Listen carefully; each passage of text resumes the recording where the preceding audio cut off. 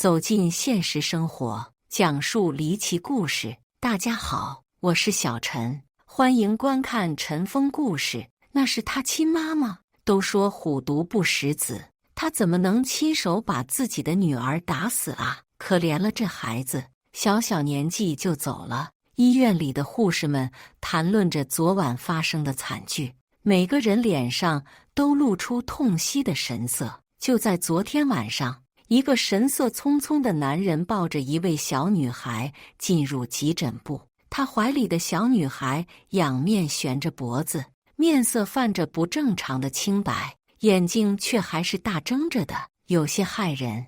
医生连忙上前查看，这才发现小女孩的情况比看起来还要糟糕，她已经休克了。医生护士没敢耽搁，连忙采取急救手段。可惜小女孩的生命体征早在入院之前就消失了，医生也是无力回天。但是在刚才的急救中，医生发现小女孩身上有多处不正常的严重淤青，一看就是生前遭受了严重的暴力行为，这绝对不对劲。医生面色严肃，对着抱着小女孩来医院的男人道：“小孩身上的伤是怎么来了？我们已经报警处理了，你等会儿对警察如实交代吧。”男人明显慌了，急忙解释道：“这可不是我干的，我是小孩的舅舅，是他妈打电话让我送他来医院的，我不知道是怎么回事。我抱他来医院的时候，他就已经这样了。警察很快就来了，经过调查，男人的却和女孩的死亡没关系。但女孩死亡的真正原因却令人匪夷所思，小女孩竟是被她妈活活打死的。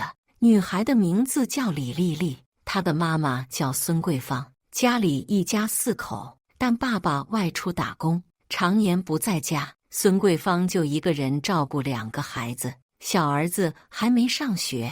李丽丽是家里的大女儿，今年上初2，马上就到初中的关键时期，所以妈妈孙桂芳格外关心她的学习。即便小儿子缠人，家务也不少，李丽丽的学习成绩单孙桂芳也会一次不落的检查。一旦发现成绩有哪处不尽人意的，孙桂芳最轻就是一顿责骂，大多数时候都还是上手打一顿。李丽丽常常就带着一身青紫去学校了。起初老师看到了李丽丽身上的伤痕，会主动联系孙桂芳，告诉孙桂芳这样的教育方式是不可取的。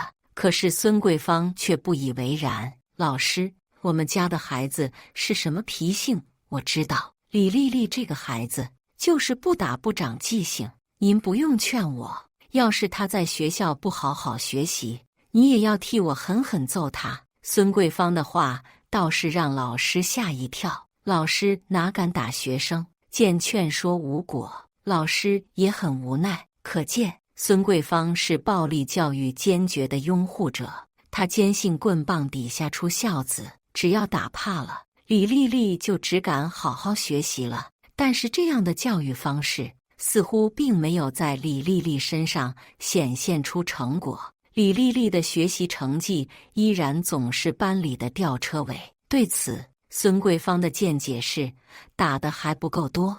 对于老师们屡次的劝说，孙桂芳也是视若无睹。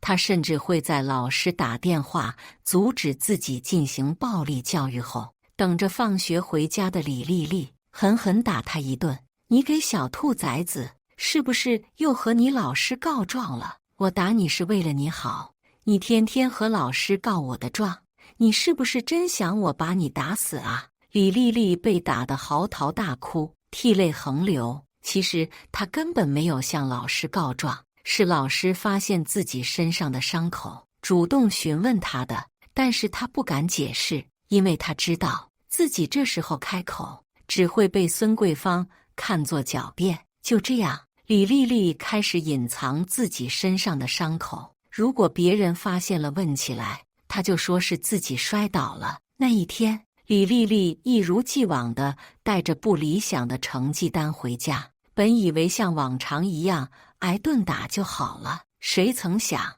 可怜的女孩就这样活活被打死在了那一天。而更让人难以想象的是，引起孙桂芳暴怒，从而打死女儿的罪魁祸首，竟然只是女儿书包中藏着的一封信。原来那天孙桂芳在看到李丽丽的难看的成绩单后，一如既往的大发雷霆了。暴打完自己的女儿后，她扯下女儿抱着的书包，疯了似的倒出书包里的所有用品，书本文具散了一地。李丽丽就这样狼狈地跪坐在一片狼藉中。你给我跪好！孙桂芳指着李丽丽大吼道：学不好你就别学了，简直是浪费家里的钱。孙桂芳话还没说完，就眼尖地瞟到地上杂乱的书本纸页中藏着的一封信。她捡起来，拆开信件看了几行，面色阴沉的似乎能滴出水来，整个人因为暴怒而发抖。这是什么？孙桂芳扯着李丽丽的头发，将她的头狠狠按倒在地上，将信放在她的头旁边。我问问你，这是什么？你说话呀！孙桂芳用李丽丽的头摩擦着地板，并且对着李丽丽耳朵大吼。李丽丽感觉自己的耳膜都要被震破了，头也被撞得发晕，没有一点反抗的力气。那封粉色的信纸上是一封情书，在这个青春懵懂的年纪，收到或发出一封情书信件，也不是什么过分的事情。但是孙桂芳却表现得像是天塌了一般，崩溃癫狂。小小年纪，你就学会勾引男人了？你知不知道，你现在是学生，你的任务是学习，在书包里藏情书，你是不是不想学了呀？孙桂芳一脚又一脚地踢向李丽丽的肚子，小小的李丽丽被按住头，根本没法做出反抗，慢慢地失去了声息。等孙桂芳反应过来时，李丽丽眼睛还睁着，但早就做不出任何回应的动作了。孙桂芳这才发现不对劲，赶紧打电话给自己的弟弟：你快来，带李丽丽去医院。等到了医院，李丽丽早就不行了。孙桂芳这次的暴力让她永远地失去了自己的女儿。可是在面对警方和记者的询问时，孙桂芳仍然试图开脱自己的暴行。她企图将责任推在已经死去的女儿和她藏起的那封信上。可见，女儿的死没有让孙桂芳幡然醒悟，她还是没有意识到暴力教育是没有意义的，更是不可取的。感谢大家的观看，欢迎大家在下方评论区讨论。如果你喜欢这类故事，记得点击订阅陈峰故事，并分享给更多的人，这会对我帮助很大。再次感谢大家的观看。